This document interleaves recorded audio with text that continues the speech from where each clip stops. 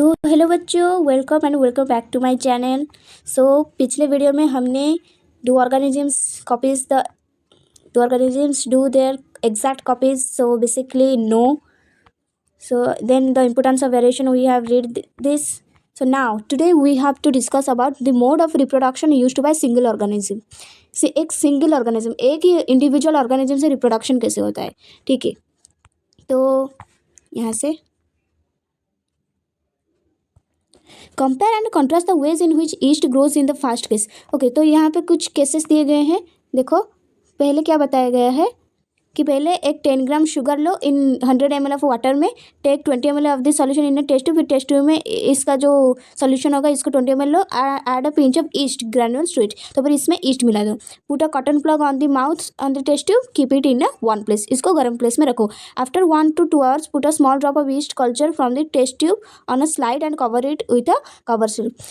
फिर test tube में जो सॉल्यूशन तैयार होगा उससे कुछ ड्रॉप ला के ऑन ए स्लाइड, एक स्लाइड में दे दो विथ अ कवर स्लिप. फिर कवर उसमें दे दो.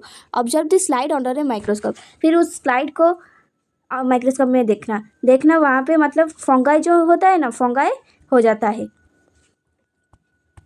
ओके, ये एक फर्स्ट केस गया. दूसरे केस बोला गया है wet a slice of bread. एक ब्रेड के एक स्लाइस लो and keep it in a cool moist and dark place. एक कूल मॉइस्ट एंड अंधेरे जगह पे रखो. Observe the surface of the slice with a magnified glass. एक मैग्नीफाइंग ग्लास के मदद से उसके सरफेस को देखो. Record your observation for a week. So for a week फिर ऑब्जर्वेशन करना. So compare and contrast ways in which east grows in the first case. First case में ईस्ट कैसे ग्रोज हुआ था.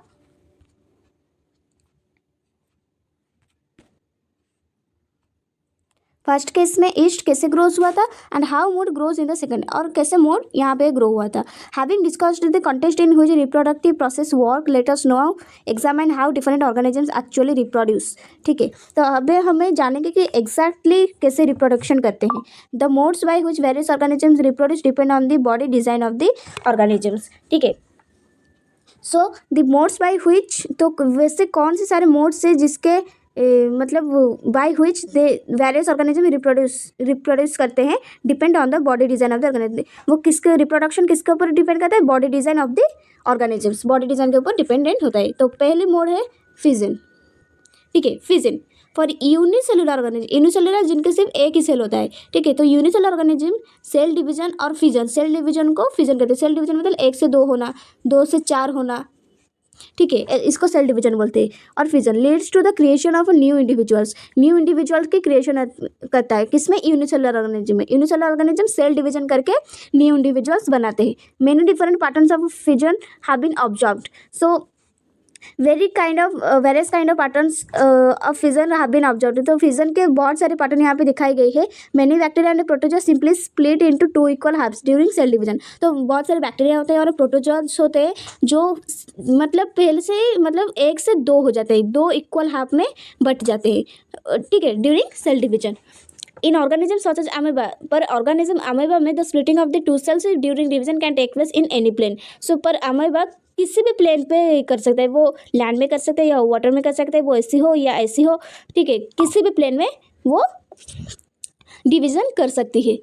ठीक है, देखो इसका मतलब है कि प्रोटोजोआ, देखो ये और ये दोनों और ड्राइंग में डिफरेंस क्या है कि प्रोटोजोन्स का और बैक्टीरिया का एक पॉइंट होता है जिससे रिप्रोडक्शन का मतलब सेल डिवीजन स्टार्ट होता है. यहाँ देखो, यहाँ का एक पॉइंट है, क्या है, ये है, इनका टेल है. ठीक है, तो टेल से पहले वो डिवाइड होना शुरू करते हैं. ठीक है, पर अमीबा कहीं से भी डिवाइड हो सकता है. वो यहाँ से डिवाइड हो सकता है, यहाँ से डिवाइड हो सकता है, यहाँ से डिवाइड हो सकता है, वो कहीं से भी डिवाइड हो सकता है. पर प्रोटोजोन्स और बैक्टीरिया में एक पॉइंट होता है जिससे जहाँ से रिप्रोडक्शन मतलब सेल डिवीजन स्टार्ट होता है. ठीक है, then however in unicellular organisms show somewhat more organization of their bodies such as is seen in leishmania which cause काला अजर cause करता है. leishmania एक प्रोटोजोआ है which have a whip like structure at one end of the cell. इसका देखो एक whip like structure है, ये वाला एक whip like structure है at the one end of the cell. Cell की एक पॉइंट पे इसका एक हुइप लाइक स्ट्रक्चर है. In such organism binary fission occur in a definite orientation in relation to these structures. ठीक है, तो इनका एक, मैंने बोला था इनका एक डेफिनाइट ओरिएंटेशन होता है जहाँ से बाइनरी फिजन ऑकर हो, बाइनरी फिजन मतलब टू इक्वल हाफ्स में तोड़ना, ठीक है, division of two equal halves, उसको बाइनरी फिजन बोलते हैं। सो बाइनरी फिजन ऑकर कहाँ पे करते हैं, एक डिफिनाइट ओरिएंटेशन में होता है, इसका टेल से ही पहले क्या मतलब डिवीजन स्टार्ट होता है, पर अमीबा में तो कहीं से भी डिवीजन होता है, उसका कोई भी ऐसा पॉइंट नहीं है, ठीक है। फिर अदर सिंगल सेल्ड ऑर्गेनिजम्स होता है जो मलेरिया पैरासाइट, तो और जैसे सिंगल सेल्ड ऑर्गेनिज्म हो गए जैसे कि मलेरिया पैरासाइट हो गए, प्लाज्मोडियम जिसे हम बोलते हैं, divide into many daughter cells simultaneously by multiple fission. So यहाँ पे वहाँ पे बाइनरी फिजन होता था, यहाँ पे मल्टीपल फिजन, वहाँ पे बाइनरी फिजन से 1 से 2 सिर्फ होगा, पर मल्टीपल फिजन में 1 से बहुत सारे सेल्स डिवीजन हो गए, ठीक है। तो ऐसा कहाँ पे ऑब्जर्व होता है, मलेरिया पैरासाइट में, प्लाज्मोडियम जिसे हम कहते हैं, वो मेनी डॉटर सेल्स के साइमल्टेनियसली वो बहुत सारे सेल्स को प्रोड्यूस कर देता है। फिर आते हैं दूसरा mode of reproduction, that is fragmentation, ठीक है। तो फ्रैगमेंटेशन क्या है, in multicellular organism with relatively simple body organisation, जिनका सिंपल बॉडी ऑर्गेनाइजेशन है, हमारा कॉम्प्लेक्स है बहुत, ठीक है, बट जिनका सिंपल बॉडी ऑर्गेनाइजेशन है, simple reproductive methods can still work, तो उनके लिए सिंपल रिप्रोडक्टिव मेथड्स यूज होते हैं, जैसे कि स्पाइरोगोरा फॉर एग्जाम्पल, ठीक है। स्पाइरोगोरा को ले लो, स्पाइरोगोरा ऐसा होता है, spirogyra simply break up into smaller pieces upon maturation, तो ये जब मैच्योर हो जाता है, जब बड़ा हो जाता है, जब मैच्योर हो जाता है तब ये टूट जाता है डिफरेंट पीसेस में, ठीक है। ये एक स्पाइरोगोरा है, तो ये जब ये बड़ा हो जाएगा, मैच्योर हो जाएगा, तो फिर ये 2 टुकड़ों में डिवाइड हो जाएगा, ठीक है। दीज पीसेस और फ्रैगमेंट्स ग्रो इंटू इंडिविजुअल्स, तो ये जो फ्रैगमेंट्स हो गए, तो ये जो डिवीजन जो पीसेस हो गए वो फिर बढ़ेंगे, फिर न्यू इंडिविजुअल होकर।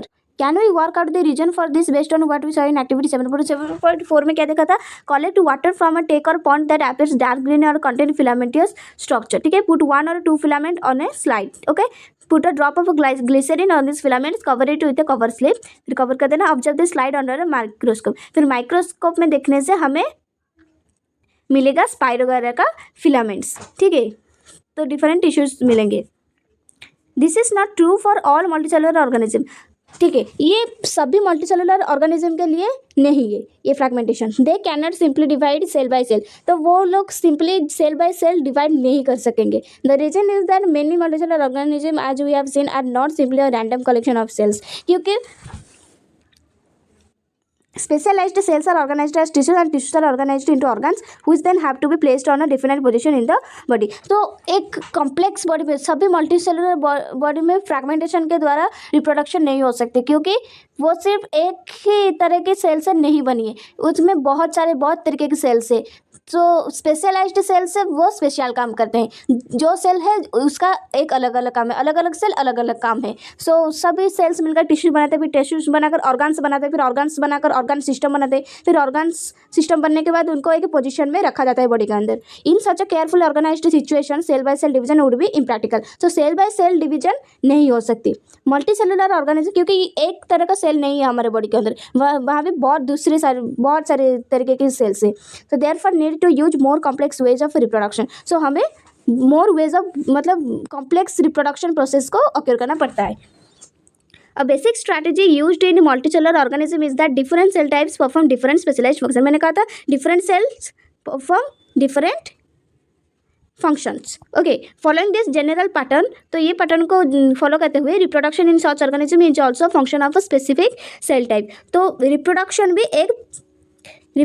भी इनके बॉडी के अंदर रिप्रोडक्शन भी एक स्पेशलाइज्ड सेल के थ्रू ही होता है, ठीक है, एक रिप्रोडक्शन के लिए भी एक स्पेशलाइज्ड सेल्स होता है। How is reproduction to be achieved from a single cell type if the organism itself consist of many cell types, ठीक है, तो फिर रिप्रोडक्शन इसमें कैसे होता है, एक तरीके के सेल से कैसे होता है, मतलब ये तो मैंने बॉडी के अंदर तो बहुत सारे सेल्स है, पर रिप्रोडक्शन के लिए स्पेशलाइज्ड सेल्स क्यों होते हैं? The answer is that there must be a single cell type in the organism that is capable of growing, proliferating and making other cell types under the right circumstances, ठीक है, तो फिर एक ऐसा cell होना चाहिए जो सभी सेल्स को बना सके, ठीक है, एक ऐसा सेल होना चाहिए जो सभी सेल को बना सके। जैसे कि देखो मेल में हो गया हमारा स्पर्म और फीमेल में हो गया हमारा ओवम, ये दोनों जब मीट करेंगे तो जाइगोट बनेगा, ठीक है, तो जाइगोट बनने के बाद वो जाइगोट डिवाइड होकर बहुत सारे सेल्स भी बना सकता है, ठीक है। ये एक सिंगल सेल बहुत टाइप के धीरे धीरे बड़ा होकर बहुत टाइप के सेल्स बनाकर ऑर्गन बनाकर एक ऑर्गेनिज्म को बनाता है, ठीक है। तो इसीलिए इस सिंगल सेल टाइप ही बहुत काफ़ी है रिप्रोडक्शन के लिए। ये method of cell under the right circumstances, ठीक है। यहाँ पर फ्रैगमेंटेशन कंप्लीट हुआ, फिर पढ़ते हैं रीजेनरेशन, ठीक है। Many fully differentiated organism have the ability to give rise to new individual organism from their body parts. तो बहुत सारे ऐसे भी ऑर्गेनाइज्ड है जो फुली डिफरेंशिएटेड है, उनका आँख, कान, उनका मुंह सब कुछ डिफरेंशिएट किया जा सकता है, ठीक है। Differentiated organism have the ability, उनका एबिलिटी होता है वो अपने एक टुकड़े से वो और एक इंडिविजुअल को जन्म दे सकते हैं। कैसे? That is if the individual is somehow cut or broken off into many pieces. अगर वो ऑर्गेनिज्म अगर वो कहीं कभी भी अगर टूट जाता है, अगर कट हो जाता है, ब्रोक हो जाता है, तो फिर वो मेनी पीसेस में कट हो जाएगा, ठीक है कि नहीं? मेनी पीसेस में कट हो जाएगा। Many of this pieces grow into a separate individual. फिर ये जो पीसेस सारे कट हो जाएंगे तो वो फिर एक इंडिविजुअल होके जन्म होंगे, ठीक है। For example simple animals like hydra and planaria can be cut into any number of pieces, ठीक है। जैसे एग्जाम्पल में प्लानरिया हो गया और हाइड्रा हो गया, ये बहुत सारे पीसेस में कट हो जा सकते हैं। ग्रोज इनटू कंप्लीट ऑर्गेनिज्म, और फिर वो जो सब पीसेस हो जाएगा वहाँ से एक एक नए नए इंडिविजुअल तैयार हो जाएंगे। This is known as a regeneration, इसे हम रीजेनरेशन बोलते हैं। Regeneration is carried out by specialized cell. तो उनमें एक स्पेशलाइज्ड सेल होता है जहाँ से रीजेनरेशन होता है।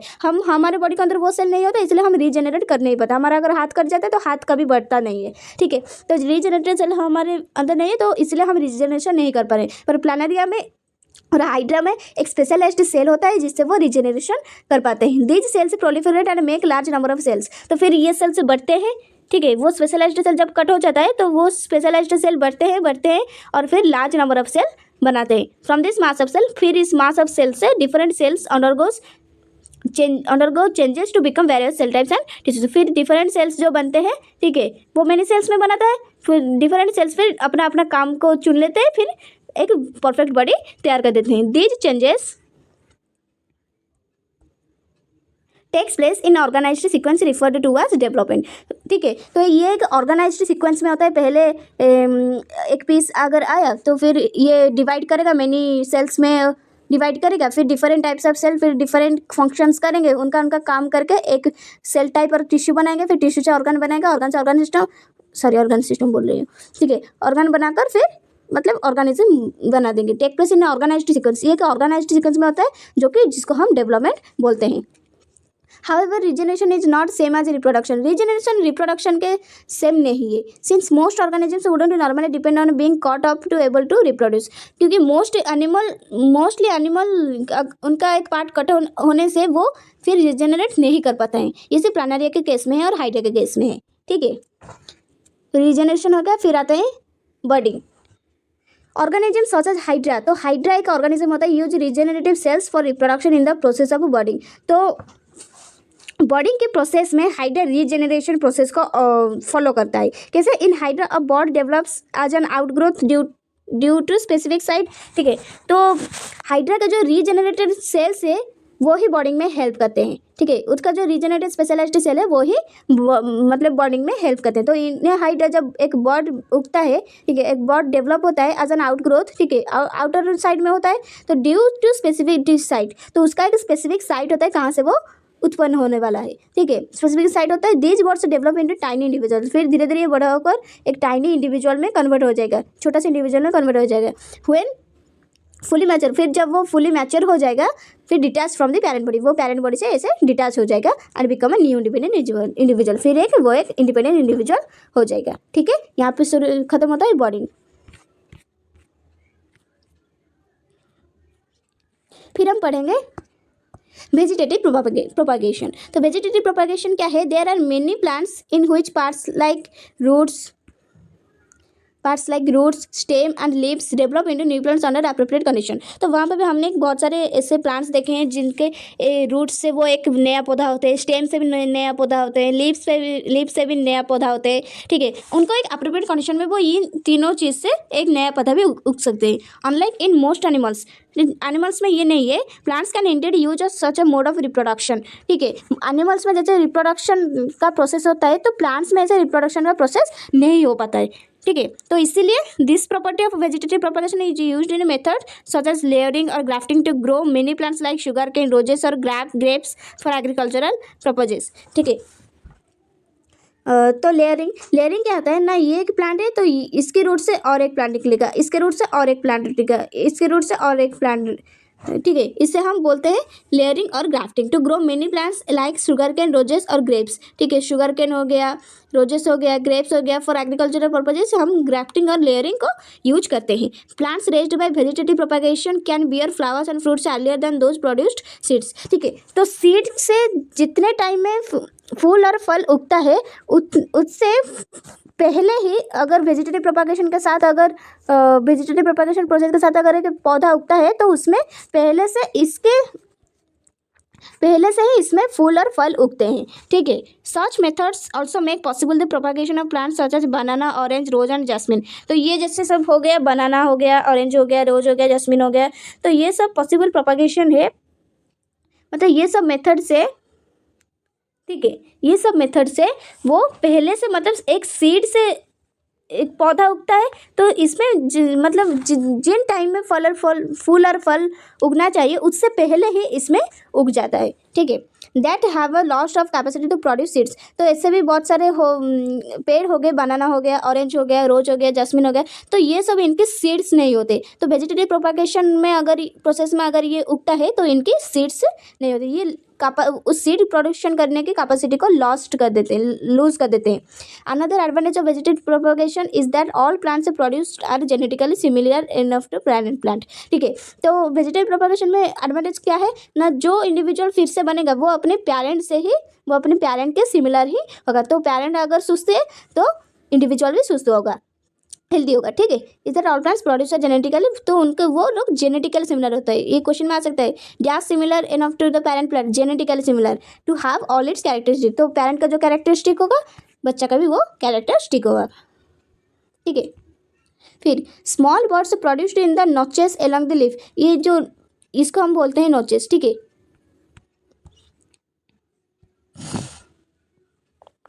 ये जो ऐसे होता है फोल्ड्स, इसे हम नोचेस बोलते हैं, ठीक है। तो similar buds produce in the notches along the leaf margin of bryophyllum. तो ब्राइफाइलम एक पेड़ होता है, ठीक है, जिसके पत्ते के नोचेस में ऐसे बर्ड्स उगते हैं, ठीक है, ऐसे बर्ड्स उगते हैं। फॉल ऑन द सॉइल, अगर ये बर्ड्स फॉल होते हैं सॉइल के ऊपर, अगर गिर जाते हैं तो फिर डेवलप इंटू न्यू प्लांट, फिर वहाँ से एक नया प्लांट खड़ा होता है, ठीक है। तो फिर जाएंगे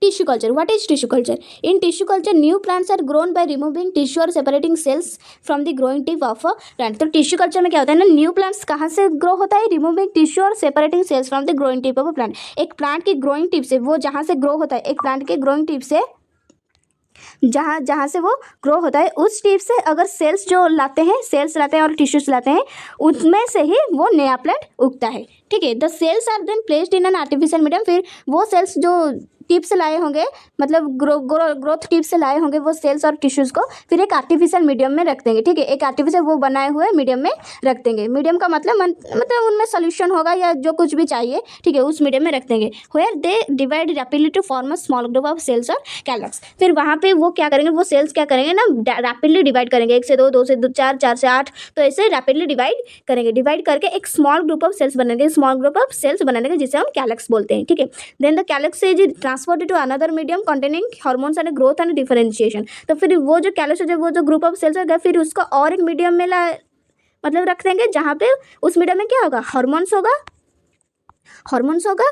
और मतलब हार्मोन्स फॉर ग्रोथ का हार्मोन्स होगा, प्लांट की ग्रोथ, ह्यूमन की ग्रोथ हार्मोन्स नहीं, ठीक है, प्लांट के ग्रोथ हार्मोन्स होगा। फिर और डिफरेंशिएशन करने के लिए भी, ठीक है, ग्रोथ के लिए हार्मोन्स होगा और डिफरेंशिएशन के लिए भी हार्मोन्स होगा। उसका पत्ता, उसका स्टेम सब डिफरेंशिएट हम कर सकते हैं, ठीक है। हम जान सकते हैं कि ये पत्ता, ये स्टेम है, तो डिफरेंशिएट करने के लिए और ग्रोथ के हार्मोन के मीडियम में उस कैलक्स को डाल देंगे। देन द प्लांटलेट, जो छोटे छोटे फिर प्लांटलेट होंगे और then placed in the soil. फिर जो छोटे छोटे प्लांट्स उगेंगे तो फिर सॉइल में उनको प्लेस किया जाएगा, so that they can grow into mature plants. फिर वो बढ़कर एक मैच्योर प्लांट में बढ़ जाएंगे। यूजिंग टिश्यू कल्चर, तो टिश्यू कल्चर को यूज करके many plants can be grown from one parent in disease free condition, ठीक है। तो एक पेरेंट से बहुत प्लांट्स डिजीज फ्री कंडीशन में प्रोड्यूस किया जा सकता है। This technique is commonly used for ornamental plants. जो प्लांट्स को हम सजाने के लिए यूज करते हैं, तो टिश्यू कल्चर के हेल्प से वही प्लांट्स सब उगाए जाते हैं, ठीक है। फिर हम जाते हैं स्पोर फॉर्मेशन। फिर एक मोड आ गया spore formation. Spore formation. Even in many simple multicellular organism, बहुत सारे सिंपल मल्टीसेलुलर ऑर्गेनिज्म होते हैं, specific reproductive parts can be identified. ठीक है, स्पेसिफिक रिप्रोडक्टिव पार्ट आइडेंटिफाई किया जा सकता है। The thread like structure that develop on the bread in activity 7.2 above the hyphae of the आर्ध। ठीक है, तो हमने ब्रेड में जो देखा था, अगर ब्रेड मोल्ड में जब फंगस आ जाता है तो फंगस को अगर हम मैग्नीफाइंग ग्लास से अगर देखेंगे, माइक्रोस्कोप में देखेंगे, तो हमें कुछ थ्रेड लाइक स्ट्रक्चर्स दिखाई देंगे। ठीक है, थ्रेड लाइक स्ट्रक्चर दिखाई देगा। ये एक्चुअली होता है क्या, ये थ्रेड लाइक स्ट्रक्चर क्या होते हैं, at the hyphae of the bread mould और राइजोफोर्स। ब्रेड मोल्ड का अलग एक नाम है, उसे कहते हैं हम राइजोफोर्स। तो राइजोफोर्स के हाइपे होता है, ये देखो, ये जो थ्रेड लाइक स्ट्रक्चर है ना, इसे हम हाइपे बोलते हैं। ठीक है, ये हाइपे होता है, ये हाइपे होता है। ये जो थ्रेड लाइक स्ट्रक्चर देखो, दिखाई नहीं दे रहा होगा,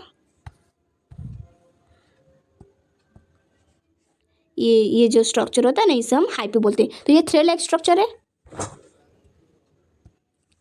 ठीक है, the hyphae of the bread mould और rhizopus, they are not reproductive parts. ये हाइपे रिप्रोडक्टिव पार्ट नहीं है। On the other hand the tiny blob on a stick structure are involve in the reproduction. तो ये जो stick में जो एक ऐसा बॉल की तरह दिख रहा है ना, ठीक है, तो ये जो बॉल की तरह दिख रहा है, तो ये ही रिप्रोडक्शन का पार्ट है। ठीक है, द ब्लॉब्स आर स्पोरेंजिया, तो इस ब्लॉब को स्पोरेंजिया बोलते हैं। विच कंटेंट सेल्स, ये सेल्स कंटेंट करते हैं, और स्पोर्स, इनमें स्पोर्स होता है। ठीक है, इनके अंदर स्पोर्स होता है, that can eventually develop in new rhizopus individual. तो ये इनके अंदर जो स्पोर्स होता है, ये हो गया स्पोरेंजिया। ठीक है, ब्लॉब लाइक स्ट्रक्चर। तो स्पोरेंजिया के अंदर स्पोर्स होता है। तो स्पोर्स, ये ईच स्पोर्स एक नया इंडिविजुअल बनाने की क्षमता रखते हैं। ठीक है, the spores are covered by thick walls. तो ये स्पोर्स क्या ना, इस स्पोरेंजिया का जो वॉल होता है वो बहुत थिक होता है, that protect them until they come into contact with another moist surface and can begin to grow. तो ये कब तक होता है, ये थिन वॉल, जब तक इनको एक अप्रोप्रिएट कंडीशन नहीं मिल जाता कि कब ये मतलब अच्छे से ग्रो हो पाएंगे। तो जैसा ऐसा एक एनवायरमेंट और कंडीशन जब तक नहीं आता, तब तक ये थिक वॉल में रहते हैं। ठीक है, फिर all the modes of reproduction that we have discussed so far allow new generation to be created from a single individual। Single individual से कैसे ग्रोथ होता है, प्रोडक्शन होता है, वो हम देख लिए। This is known as asexual reproduction. तो ये सब आसेक्सुअल रिप्रोडक्शन हमने देखे। फिजन में देखे, बाइनरी फिजन और मल्टीपल फिजन। फिर हम देखे क्या, फ्रैगमेंटेशन। फिर हमने देखे रीजेनरेशन। फिर हमने देखे क्या, बर्डिंग देखे। फिर वेजिटेटिव प्रोपागेशन में ग्लेयरिंग, ग्राफ्टिंग देखे। फिर टिश्यू कल्चर देखे। टिश्यू कल्चर के बाद फिर हमने देखे स्पोर फॉर्मेशन के। तो इतने सारे जो मोड्स हो गए रिप्रोडक्शन का, इसे हम असेक्सुअल रिप्रोडक्शन बोलते हैं। इसमें कोई भी सेक्सुअल कॉन्टैक्ट नहीं होता है, तो इसे हम असेक्सुअल रिप्रोडक्शन बोलते हैं। ठीक है, तो बच्चों मैंने सब कुछ पढ़ा लिए, और ये क्वेश्चंस तुम कर लेना। ठीक है, मैं अलग से वीडियो करूँगा इस क्वेश्चन का विथ आंसर्स, तो मेरे चैनल को सब्सक्राइब करना। और मुझे ठीक है, तो बच्चों आज के लिए इतना ही। Thank you.